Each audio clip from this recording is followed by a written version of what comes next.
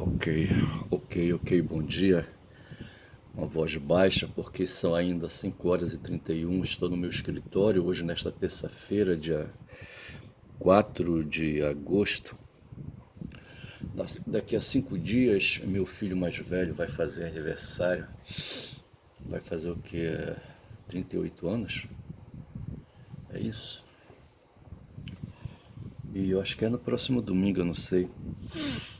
Vamos ver se reúno os 5 filhos que eu tenho que moram aqui na capital. Mas eu queria ver se eu continuo fazendo um trabalho aqui de ler pelo menos durante 10 minutos o Capital de Karl Marx. Eu estou falando, não sei se o algoritmo vai filtrar isso, certo? E vai querer aí impedir, tá certo? Mas eu estou aqui com Karl Marx, o Capital, livro 1, tá certo? Tem 2 fotos aqui. Deixa eu ampliar um pouco mais aqui agora. O Capital, Crítica da Economia Política, livro 1, o processo de produção do capital, tradução de Rubens Enderle. Tem aqui uma apresentação, ler o Capital de Francisco Oliveira. Tem o sumário, tem nota da editora, textos introdutórios, apresentação de Jacob Gorender, advertência aos leitores do livro 1, de Luiz Althusser. E aqui tem o texto propriamente dito, Capital, Crítica da Economia Política, livro 1, o processo de produção do capital. Aí tem o prefácio da primeira edição, pós-fácio da segunda edição, prefácio da edição francesa, pós-fácio da edição francesa, prefácio da terceira edição alemã, prefácio da edição inglesa e prefácio da quarta edição. Na próxima leitura não lerei mais isso, eu já vou partir para sempre, para a seção 1, mercadoria e dinheiro, tá certo? É o que eu vou fazer agora. Vamos ver. O que foi que eu fiz? Mercadoria e dinheiro, caboclo. Fiz aqui uma cagada. Que porra foi que eu fiz? Apertei botões errados. Começando tudo de novo.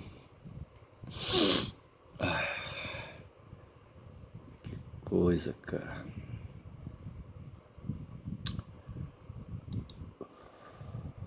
Ai, que cagada de novo. Eu não vou recomeçar não. Deixa eu ver se eu aproveito. Voltei aqui, tá certo? Bora ver. Os prefácios, bora ver se eu volto aqui. A apresentação, vou passar por cima. Bora ver.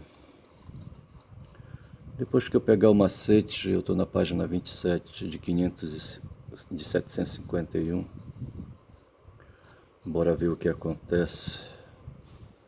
Advertência aos leitores, tem nada a ver.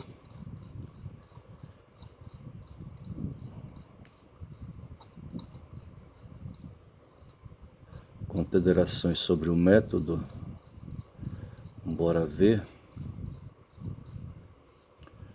Karl Marx Capital. Bora ver. Prefácio. Os vários prefácios. Bora ver. Tem um texto aqui. Esse aqui seria o que? Eu não sei o que seria este. Prefácio da terceira edição alemã. Tá aqui, seção 1, eu estou na página 96, certo? Bora ver o que acontece. Mercadoria e dinheiro. Dá um pouco mais aqui de amplidão para facilitar a minha leitura, estou com a vista fraca. Capítulo 1, veja, eu tô aqui na seção 1, tá certo? Aí abre o primeiro capítulo, capítulo 1, a mercadoria. Item 1, os dois fatores da mercadoria, valor de uso e valor, substância do valor, grandeza do valor.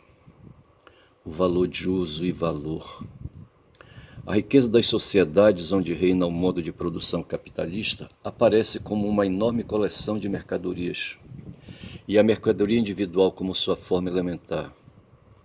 Repetindo, a riqueza das nações aparece como uma enorme coleção de mercadorias e a mercadoria individual como sua forma elementar. Sacaram? Dentro da coleção de mercadorias tem a mercadoria individual.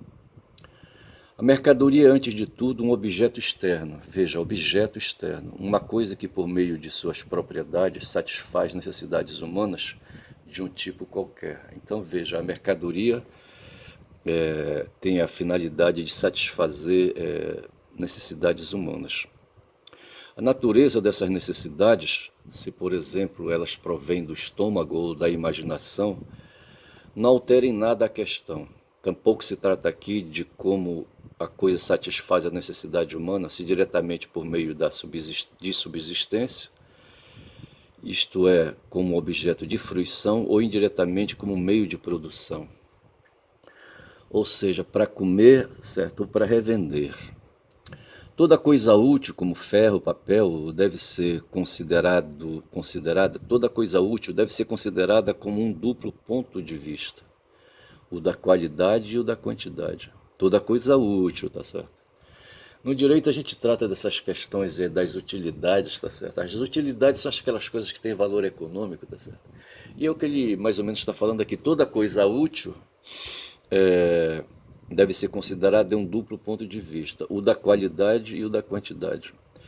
Cada uma dessas coisas úteis, é um conjunto de muitas propriedades e pode, por isso, ser útil sob diversos aspectos.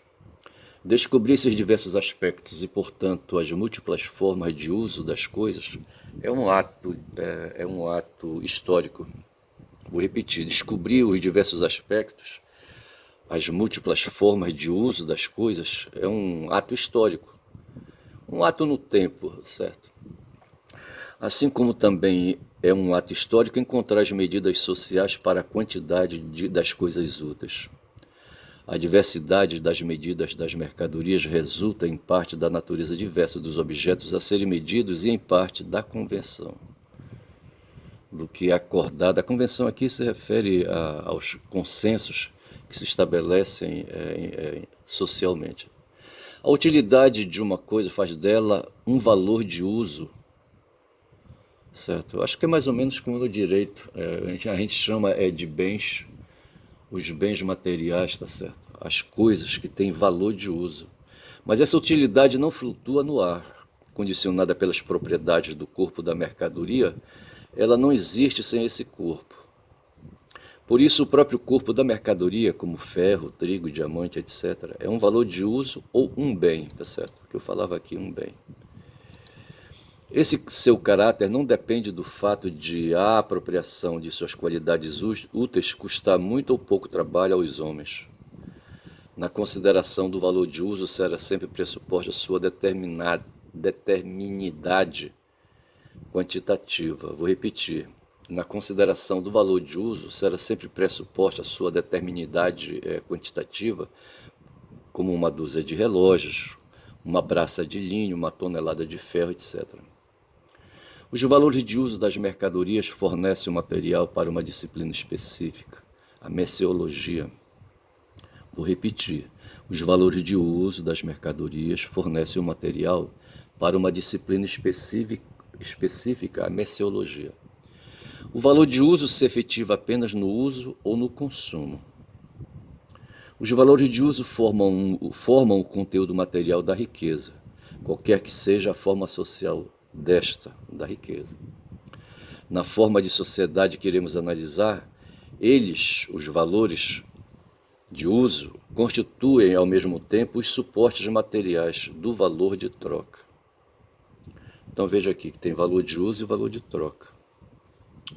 O valor de troca aparece inicialmente como uma relação quantitativa, a proporção na qual valores de uso de um tipo são trocados por valores de uso de outro tipo, uma relação que se altera constantemente no tempo e no espaço.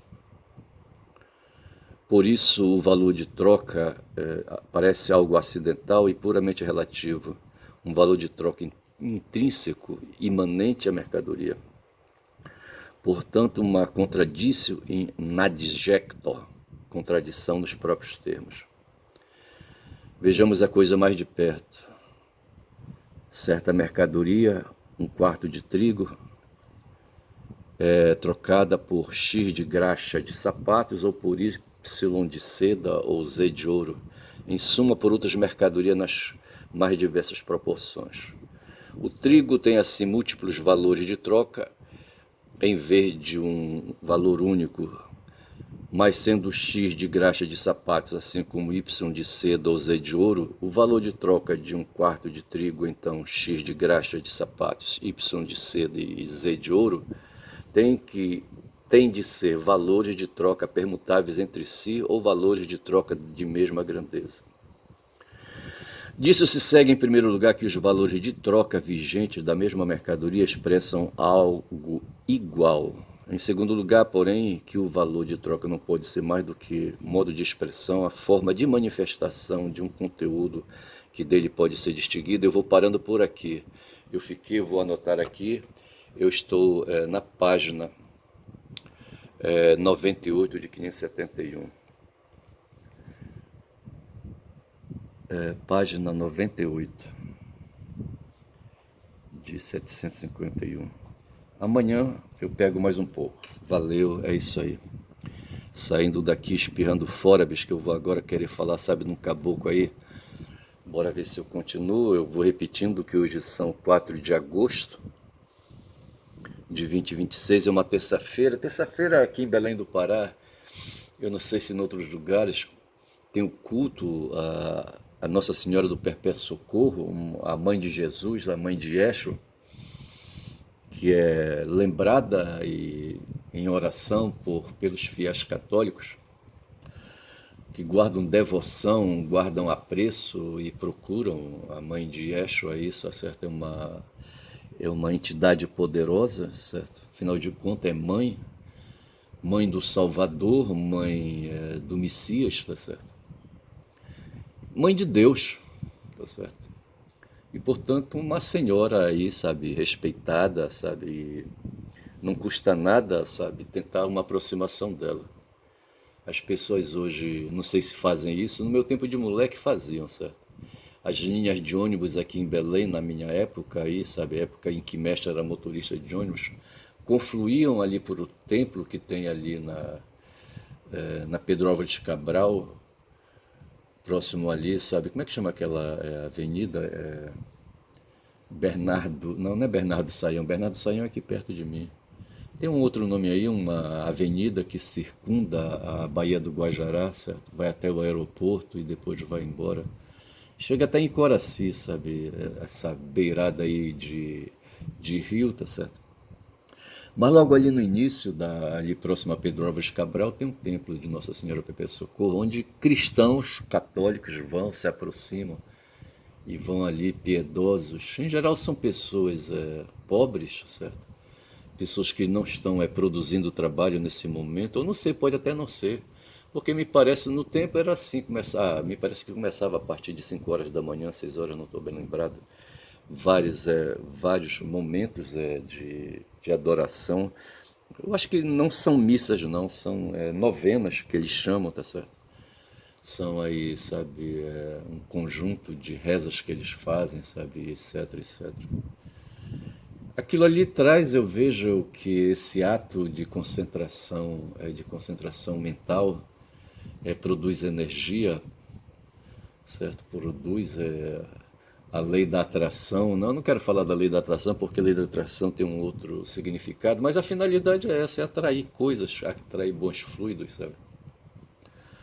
E podem ser, assim, um sentimento. Vejo que é uma coisa subjetiva, mas no momento que se está ali na igreja, aquilo ali se torna coletivo, tá certo?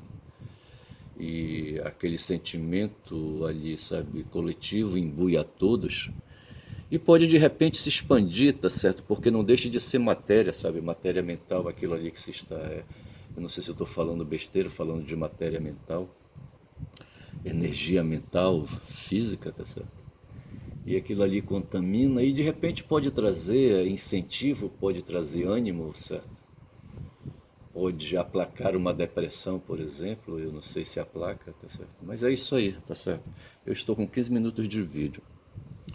Mas eu queria terminar de falar do Ernest Bloch, porque outro dia, como eu disse, sabe, eu fui surpreendido, surpreendido não, fui comunicado pelo Dobor, pelo Ladislau Dobor, certo, que o que o levou à luta armada, a fazer resistência à ditadura, eu queria lembrar essa palavra resistência e não vinho, mas o Dobor fez a resistência à ditadura, certo, ali aos 30 anos dele, sabe, eu acho. E ele se filiou à Aliança Libertadora Nacional.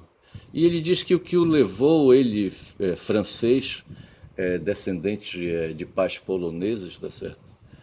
E estando no Brasil e tendo viajado, tendo feito experiências de vidas, de perseguição, ele sofreu muito perseguição política pelo fato de ser judeu, tá certo? E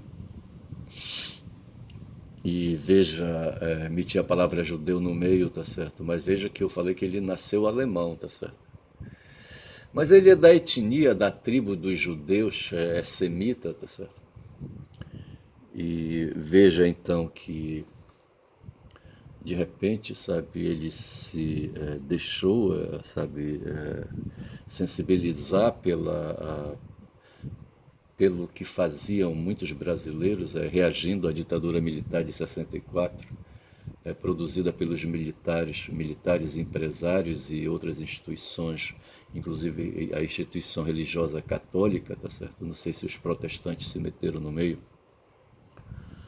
mas havia aí, sabe, todo um movimento para quebrar a normalidade constitucional na época, certo? Para derrubar o João Goulart, o Jango, tá certo? Que era o presidente eleito. Ele foi eleito, eu não lembro. E eu só sei dizer que o Dobor, então, sabe, disse que na ocasião, no vídeo, de uma entrevista que ele deu para o Breno Altman, que o que o levou foi a indignação, tá certo? Ele indignado, sabe, revoltado, sabe, com aquela violência, sabe, resolveu se juntar com outros brasileiros aí, tá certo? Eu não sei onde ele estava, não sei se ele estava em São Paulo, não sei, eu acho que era em São Paulo. Aí veja, a palavra indignação me trouxe uma outra palavra, que foi a palavra do Ernest Bloch, tá certo? Que fala, ao invés de indignação, ele fala de desespero, tá certo? E assim, o que levou, veja que o Ernest Bloch, ele nasceu em 1885, no século XIX, 3 anos antes de Marx falecer, tá certo? Em 88, em Tübingen, em agosto de... Não, ele nasceu em Ludwigshafen, em 85, e morreu em Tübingen em 77. 77 para mim foi um ano de movimentação, sabe, de agonia também, tá certo? Foi um ano foi um ano em que me movimentava eu, sabe, ali entre Manaus e Altamira, Altamira e Manaus. Em Manaus eu fazia o curso de letras em 77, eu entrei em 75, me matriculando no curso de letras em Manaus, na Universidade do Amazonas, na época, hoje é a Universidade Federal do Amazonas. E fiz vários movimentos ali, sabe, estava meio desacorçoado, sabe, eu tinha que produzir renda, rapaz, sabe, eu tinha que me virar, sabe, e tinha que definir, àquela altura eu não tinha... Eu já tinha um certificado de conclusão de filosofia, eu tive um colega chamado Paulo César, que eu encontrei uma vez aqui em Belém. Ele disse que estava sendo professor usando o certificado de conclusão do curso de filosofia, tá certo? E eu poderia ter feito o mesmo porque eu tinha o mesmo certificado. E ele estava em Belém, veja, em sala de aula, junto à Secretaria de Educação, dando aula para alunos aqui em Belém, tá certo? Eu poderia ter feito mesmo, me dedicado ao magistério, tá certo? Mas eu não tive essa iniciativa. Eu preferi ficar em Manaus, fazer o curso de letras, e eu estava sozinho, tá certo? Mas eu estava agoniado com a sobrevivência, cara, sabe? Então veja que era um sentimento de aperreio, tá certo? Mas não era indignação, tá certo? E nem era desespero, o desespero, a falta de esperança, sabe, do Ernest Bloch. O Ernest Bloch foi um dos principais filósofos marxistas alemães do século XX. Escreveu durante sua vida longa de 92 anos sobre os mais diversos assuntos, mas especialmente sobre utopia, tá certo? Utopia costuma ser utilizada para descrever uma sociedade imaginária que possuiria qualidades altamente desejáveis ou quase perfeita para os seus cidadãos. Utopia seria um lugar, certo? Em algum lugar, né? Utopos. Topos em grego quer dizer lugar, tá certo? Um lugar em algum lugar, pelo qual hoje é conhecido. Então ele escreveu sobre utopia. Um cara que escreveu sobre utopia, me parece, foi o Proudhon também. Foi o Proudhon? Não sei se foi o Proudhon, não sei quem foi. Alfredo Bose escreveu, na hipótese do grande pensador hegeliano e marxista Ernst Bloch, é a antecipação que produz em qualquer tempo a estrutura simbólica da utopia. Veja, na hipótese dele, do Ernst, certo?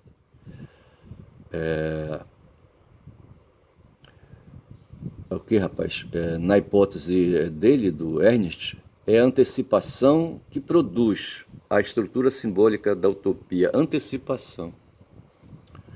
Exercer uma influência difusa em diferentes ambientes intelectuais, Adorno, Walter Benjamin, Jürgen Moltmann, Gustavo Gutierrez, Johann Metz, o movimento, a teologia da libertação, por exemplo, foi influenciada pelo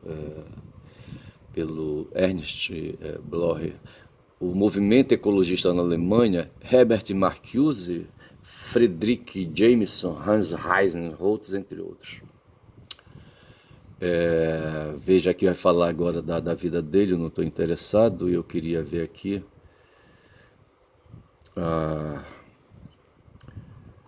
Ele começou carreira acadêmica, ele teve carreira acadêmica com uma tese de doutorado. O doutorado na época era a graduação. E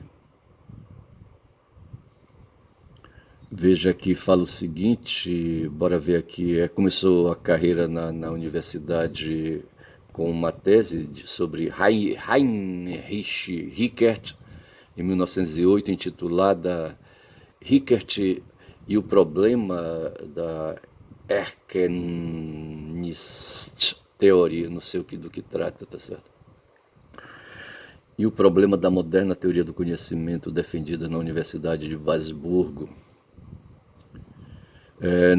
Nesse período, até 1911, Bloch viveu em Berlim, onde frequentava colóquios particulares de Georg Simmel, segundo ele, o único filósofo com o qual se podia aprender algo novo. Com Simmel desenvolveu-se uma amizade proveitosa que vai durar até 1914. Em 1914 foi quando começou a Primeira Guerra Mundial, quando aquele vai declarar seu apoio à guerra, o Simmel, né? E Bloch rompe unilateralmente a amizade e foge para a Suíça para não prestar serviço militar. É através do círculo em torno a Simmel que Bloch vai entrar em contato com Georg Lukács. O Georg Lukács, eu conheci, eu tive livro do Lukács, não sei se eu tenho um livro dele por aqui. Os dois, Bloch e Lukács, começam uma relação de amizade que, com altos e baixos, irá durar por toda a vida. Na mesma época, antes da Guerra Mundial, ambos se mudam para Heidelberg para participar do chamado Círculo Max Weber. Veja aqui, rapaz, ciclo Maxi Weber, o Maxi Weber, rapaz, sabe, ele me causa comichão, rapaz. Nesses encontros, entra em contato com Gustavo Radbruch e Karl Jaspers, então bastante críticos da guerra, o que aparentemente alimenta o interesse político do jovem filósofo. Vejamos aqui, eu queria ver aqui só um negócio aqui, pegar o texto aí, sabe, do trabalho dele, rapaz. Só sei dizer que ele se incomodava, sabe, com essa história aí em 61, deixa-me ver aqui, ele estava em Heidelberg então, tá certo? Porra, é foda, olha. Em 49, veja, 49, então deixa-me ver aqui.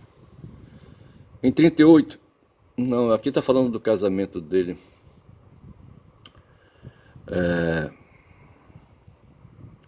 Em 25 participa do grupo 1925. Desse período nascem novas amizades com Adorno, Walter Benjamin, Siegfried Kracauer, Bertold Brecht, Hans Eisler, Kurt Weill, Otto Kamperer.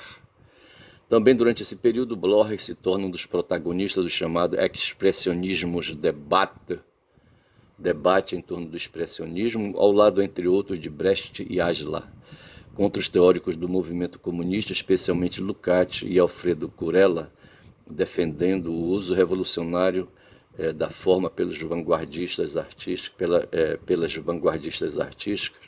no caso o expressionismo, e reclamando uma outra compreensão do realismo que teve em conta as descontinuidades e rupturas da própria realidade. Muitos dos ensaios e discussões dessa época, inclusive muitos textos críticos da política do Partido Comunista e da Internacional Comunista, serão publicados sob o título vou repetir, Erbschaft dieser Zeit, herança desta época, balanço crítico dos anos 20 e da ascensão do nazismo.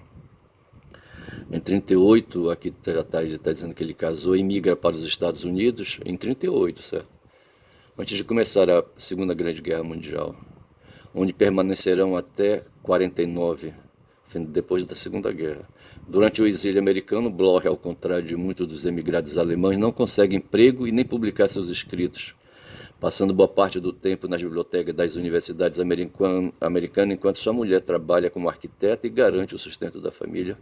Ele escreve das Prinzip Hoffnung, o princípio e esperança. Subject, Object, Erläuterung zu Hegel, sujeito, objeto, considerações sobre Hegel, Naturrecht und menschliche Würde, direito natural e dignidade humana, e textos sobre religião e materialismo que só serão publicados na República Democrática Alemã. Em 49 retorna para a Alemanha, dividida, escolhendo viver na Alemanha Oriental Socialista, onde aceita uma cátedra na Universidade Karl Marx, em Leipzig, num espaço relativamente curto. Em pouco mais de 10 anos, Bloch experimenta o apogeu e a queda de grandes homenagens à interdição e perseguição política. No início dos anos 50, torna-se membro da Academia de Ciências da RDA. Em 55, recebe National Prize e a Medalha de Mérito da Pátria, e é festejado e homenageado em todo o país. Durante todo esse período, suas aulas no maior auditório da universidade atraem multidão de jovens estudantes e exercem certa influência entre os setores mais jovens e críticos do SED, Sozialistische Einheitspartei Deutschlands, Partido Socialista Unificado da Alemanha, partido com monopólio sobre o Estado. Com o endurecimento do regime, ele se torna cada vez mais crítico aos ideólogos do partido e ao governo. Depois da derrubada do governo reformista húngaro do Imre Nagy, em 56, e da acusação de que um colaborador e amigo seu, Wolfgang Rich, estaria por trás de uma tentativa de golpe de Estado, o partido passa ferozmente ao ataque à sua pessoa. Em 57, em Berlim, tem lugar uma conferência com o título Bloch, revisionista do marxismo. São publicados livros e artigos criticando sua filosofia como incompatível com o marxismo. Sua esposa Carola é expulsa do SED, seus alunos e amigos são perseguidos, presos ou obrigados a fazerem confissões públicas. Ele é proibido de dar aula e é aposentado compulsoriamente. Em 58 é proibido de participar de atividades públicas.